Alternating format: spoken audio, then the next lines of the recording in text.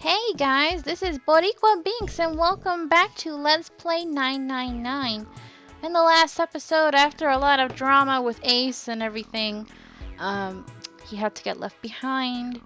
So we ended up choosing which doors to go through, and we went through door 7 with Clover and 7, and the two of them are fighting like cats and dogs, man. I don't know. Anyway, so it's an operating room, and we were looking around, and now we have to do some chemistry. So, based on where I left off, I'm looking at this note again, and I'm gonna try inputting the 3 numbers that are missing here, which are the carbon dioxide, ammonia, and ethanol. Yes, okay. So let's try 3 numbers. I use for enter. Yes, okay, no, please. Let's give it a shot. Okay. So carbon dioxide, I think, is 3, and then is it ammonia, which is 4, and then 9? Yes! Nice, Binks, nice. Alright, okay, we found Lucy's arm then. Cool, fake right arm. It's the right arm of the body. It's kind of creepy. Yes, it is. And what is this? A fake heart. A heart? This thing is super creepy. This ain't good for the heart. Okay. Anyway, should I combine these liquids, by the way? Let me just... No? Alright. That's cool. Alright, we're done with that. We're done here, so let's get out. Oh. You think we should go back? Yeah, I think that's probably best. Clover nodded and left. Junpei was about to follow her when he realized that 7 wasn't following suit. Hey 7, what's up? Oh, well... He looked up at Junpei distractedly, and then back down at the brown bottle he held cupped in his large hands.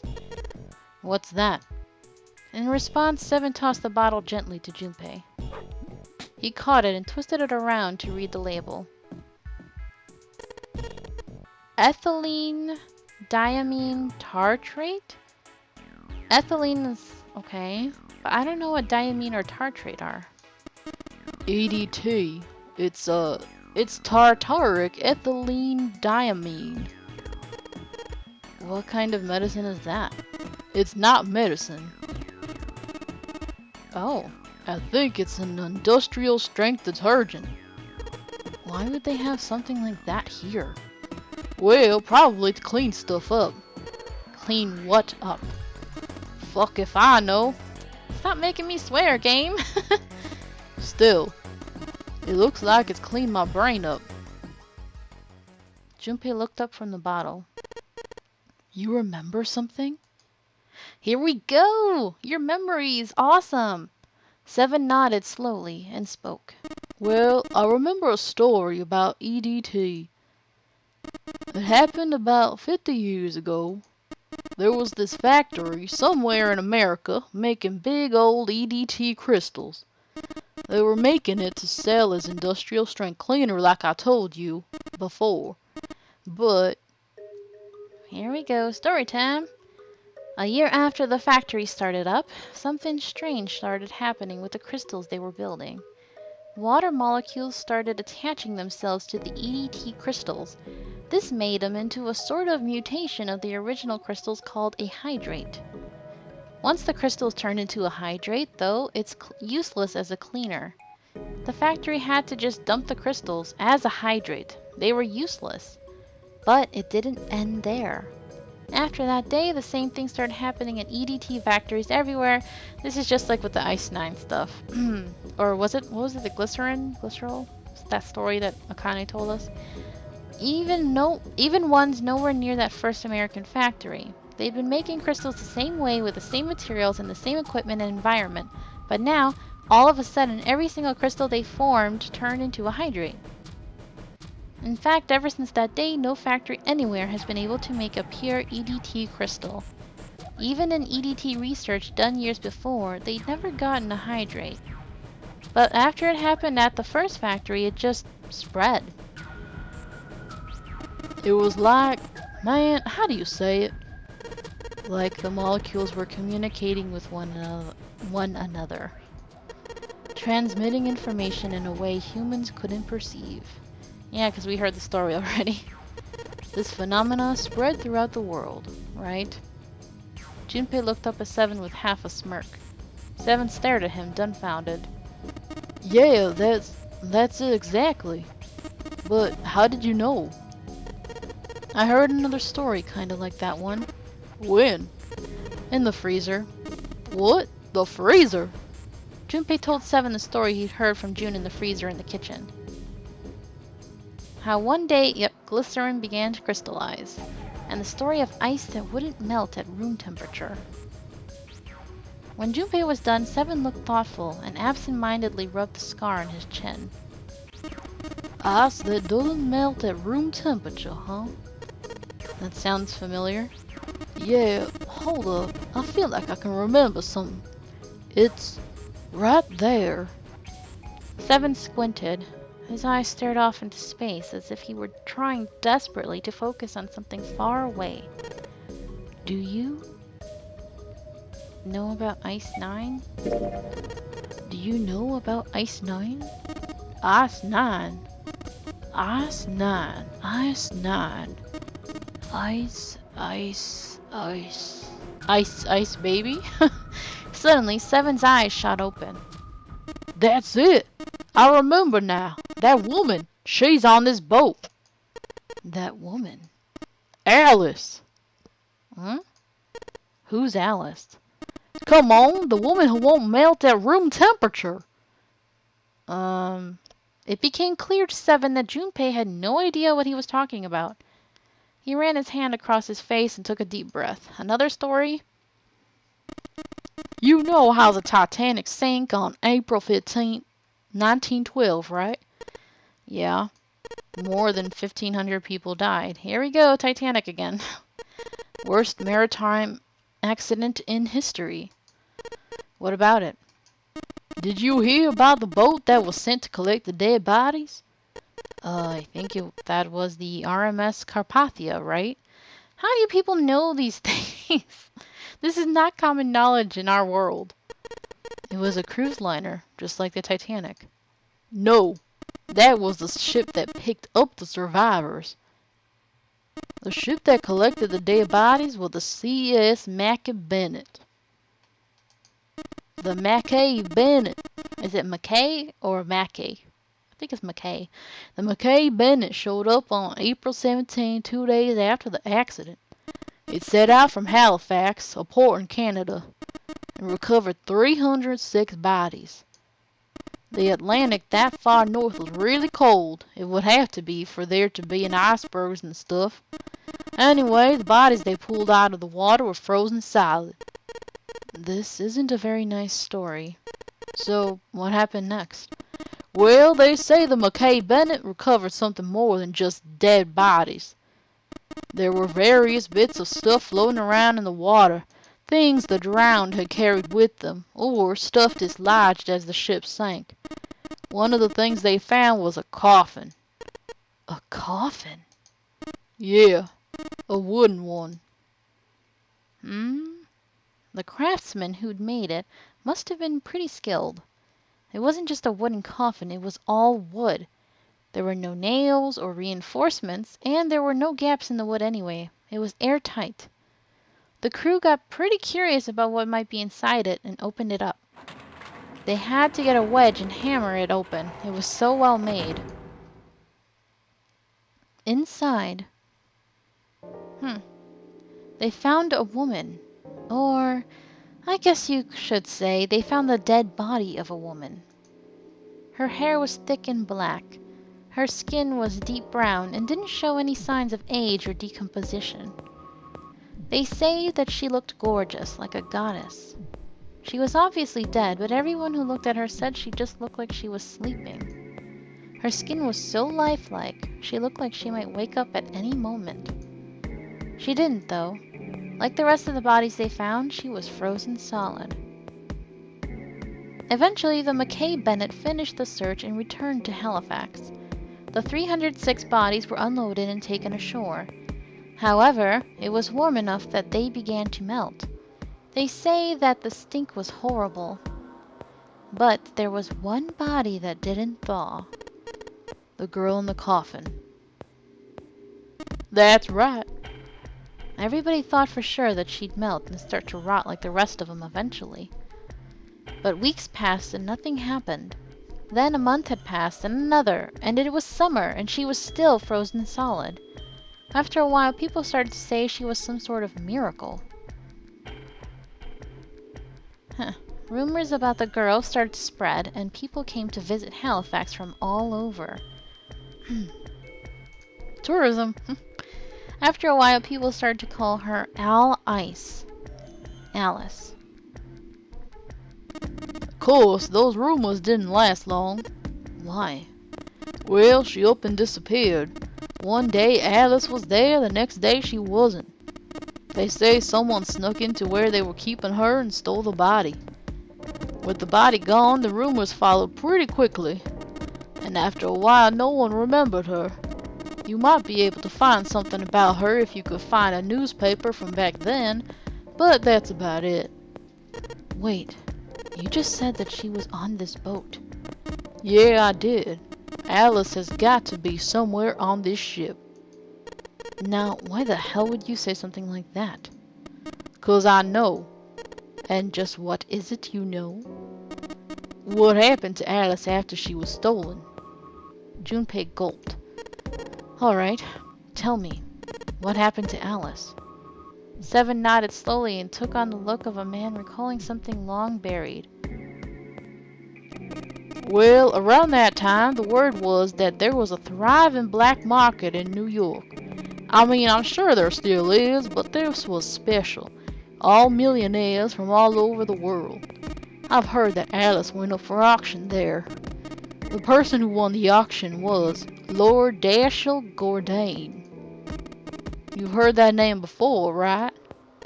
Sir Gordain. Isn't he the guy who bought the Gigantic? The Titanic's sister ship. Yeah, that's him. Although I guess he hadn't done that yet. What do you mean? Gordain bought Alice in 1912. Then, 4 years later, in 1916, he bought the Gigantic. And he hid Alice somewhere on the Gigantic. But nobody knows where. He died in 1931.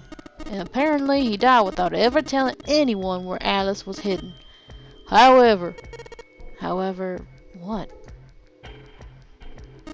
Well, he did have one close friend who asked him, "Where is Alice?"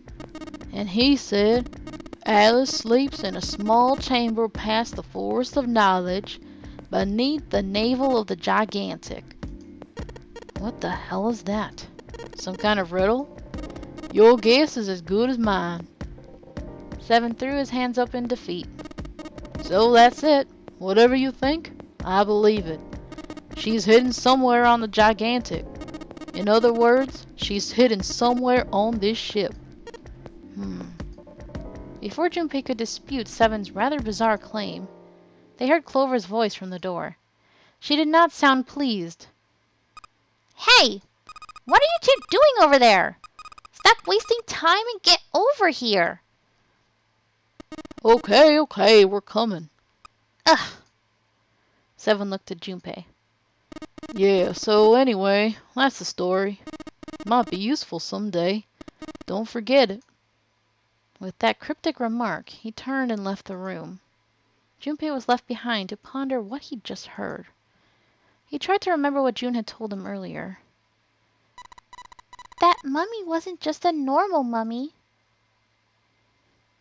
They say that she was frozen. The story says that from the time of its discovery all the way through to when it got put on the Titanic, and even though it was carried through the desert, her body never melted. Was that Egyptian priestess Alice? Had the water in her body become Ice 9? No, that's nuts. There's no way somebody like that could exist. Junpei shook his head, trying desperately to clear it, and followed Seven to the operating room where Clover was waiting. Oh boy, that was really lengthy, wasn't it? Let's continue a few more minutes before we stop. Junpei, where are you going? That's the door we came through. The only thing out there is the numbered door. I'm pretty sure I don't need to tell you that the number door is a one-way deal, so you're saying there's no point to going back there, huh? And they're nodding. Awesome. Okay, stop making me feel like an idiot.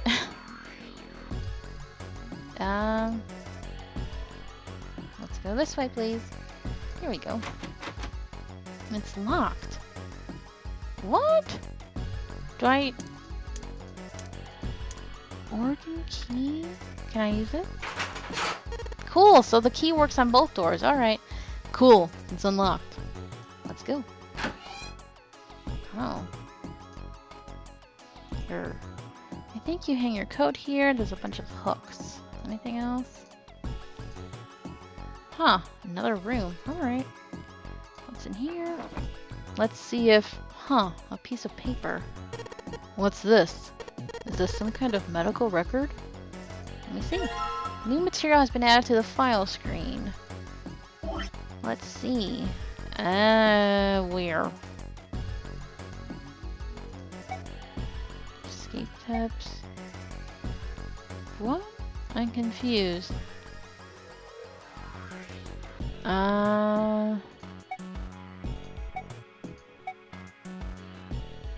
Controls during escape, file screen controls, escape tips, map screen controls. I don't need this. Calculator. All controlling. What? I'm confused. They said something about... Hold on. What? But I don't see anything else. I don't need to know...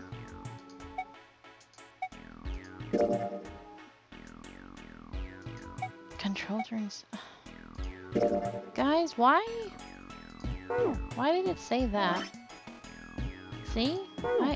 I don't know. Cabinet with a drawer in it. I have no idea. Doing something wrong? Ah! What the hell are you doing? Don't you want to get out of here? But I'm tired! Okay, what's this? There are 4 different lights. Each one is a different color: white, red, blue, and purple. Does this thing react to something and then the lights light up? Oh. There's a ray of light going through the beaker.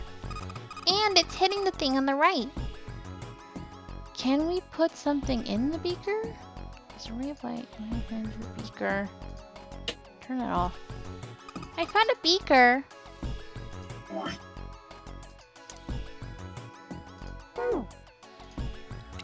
There we go. Let's try that. Hey, the blue light turned down. And I heard a noise. It sounded like something unlocking. Where? Wait, what? What unlocked? Oh. Fake left leg. Locker with purple. It's locked. Okay, I gotcha.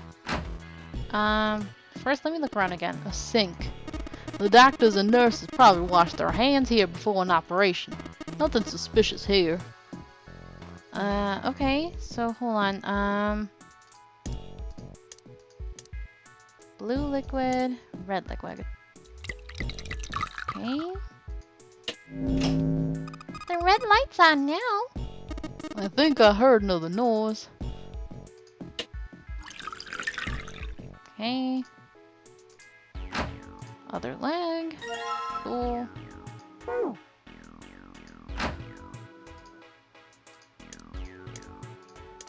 So red and blue make purple, so this is fine. Here we go. Easy. I get it. You combine the red liquid and the blue liquid to make a purple one. Good job, Junpei. The purple light came on and I heard it unlock. I'm sure it's unlocked. The locker with the purple plate has gotta be unlocked. Alright, let's see what happened. Pretty obvious. But what's with the white one, though? Fake stomach. Eee. Okay, then. Alright, I mean, I always see 3 lockers. But why? White, blue.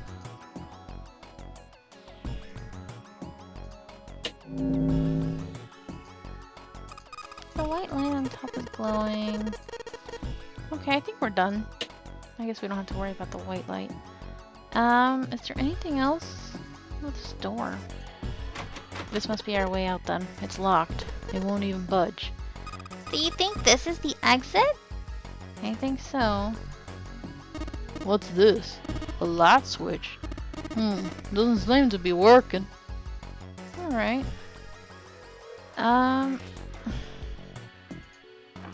Weird. Nothing left in there. But what was that? I'm still confused about what... It said something about the file. Alright, let's start putting her together. This one. Okay. This bed doesn't look very comfortable. An old hard bed. Heart. Fake right arm. Doesn't let me... Lucy's head and left arm is sitting on the bed. Maybe something will happen if we gather all her body parts. Oh, I'm still missing something. Darn it. What am I missing? Oh wait, what's this? Fake chest. How did I not get that earlier? Okay, can we combine it with this? No? Can we combine it with the arm? No? Ew, that's gross. This is the chest. It's a woman's chest. The heart's gone, but it's pretty hot. If that kind of thing turns you on, Seven, you're a real creepo. Okay, now can we do it? Okay, so we've collected the 6 parts of the medical mannequin. So the ones we've got must be for Lucy, right? Yeah. Seems like it. Well, I say we give Lucy her parts back. Any objections? Nope. Agreed. Alright, let's get started. Combine! It's like it's some kind of a anime. Hey, nothing happened. That's odd. Maybe it's the wrong weight? Wait. Yeah, well, you know how there's a scale on the side of the bed? Maybe we need to get the scale to a specific number. How are we going to do that? I think we're supposed to swap her body parts with John's. Oh. Let's give it a shot. Operating instructions. The screen below displays 2 medical mannequins. You can switch their body parts by touching the part you want to switch out, and then the part you want to switch in. Okay. We can't switch their head or their arm.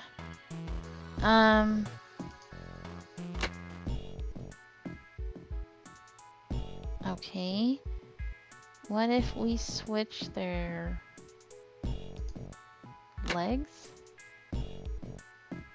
and their arms? Maybe they have to be equal? Dang. No. Ah, so close. Okay.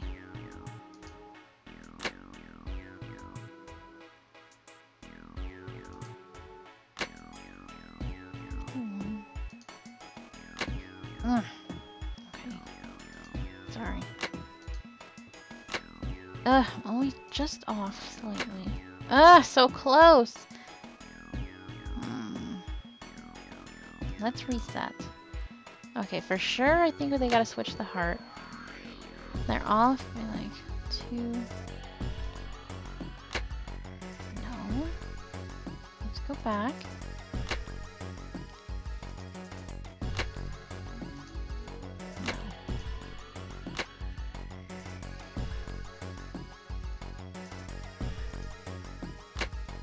So close.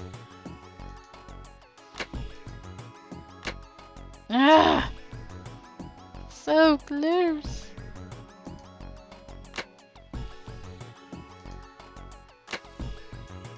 No.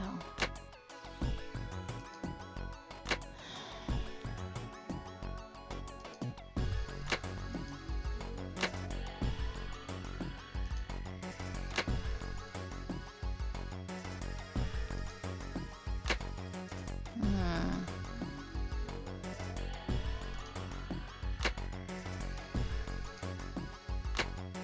I'm always so close, like I'm just like a point away.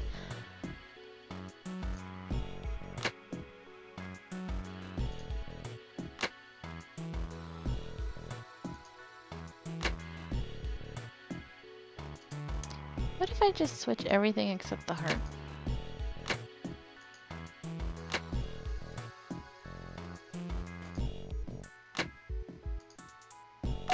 Really? Everything except the heart. Okay then. Hey, Junpei, I just heard something. I thought it was supposed to be the same, but okay. It came from John's operating table. We better check it out. Alright. That's weird. One more. Hey, Junpei, look at the scale. Huh? The lid on the scale. Ah, the key. Hey, it opened. Oh, I get it. It must have opened because we matched John's weight to what's on the chart. The Jupiter key! There's a mark engraved on this key. I think it's the Jupiter symbol. Okay. Alright, I think we're done. Sweet. So, can we go? Can we go? Which door is we? I think it's... no, this way.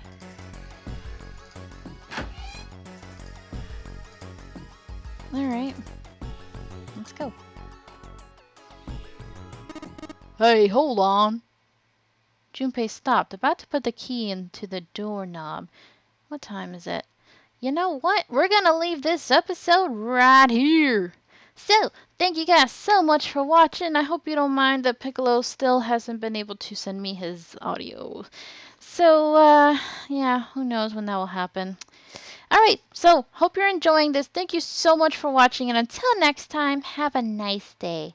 Bye-bye!